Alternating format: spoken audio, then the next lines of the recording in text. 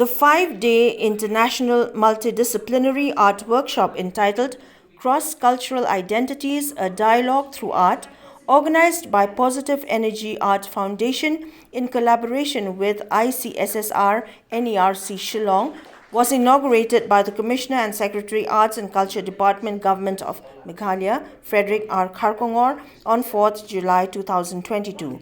Also present on the occasion was the Honorary Director, ICSSR-NERC Shillong, Professor B. Panda, the Director of Positive Energy Art Foundation, Dr. Prakash Kishore, the Principal Government College of Arts and Crafts, Guwahati, Dr. Nabajit Deka, the Chairman of the Riti Academy of Visual Arts, Shillong, Raphael Warjri, national and international art scholars, besides others.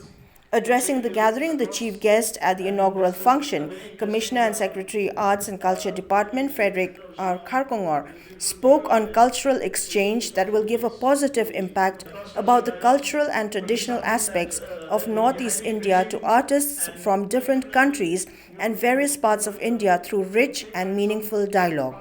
We also have participants from countries like Thailand and South Korea and Sri Lanka and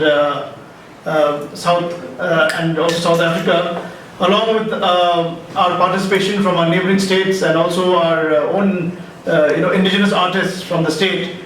I think it will be a very exciting and a very impactful as well as a very meaningful cultural exchange. Your hands, your skills, your energies and your creativity together and create something rich and something lasting and something that will totally energize this this exchange, and let this be a beginning of such exchanges.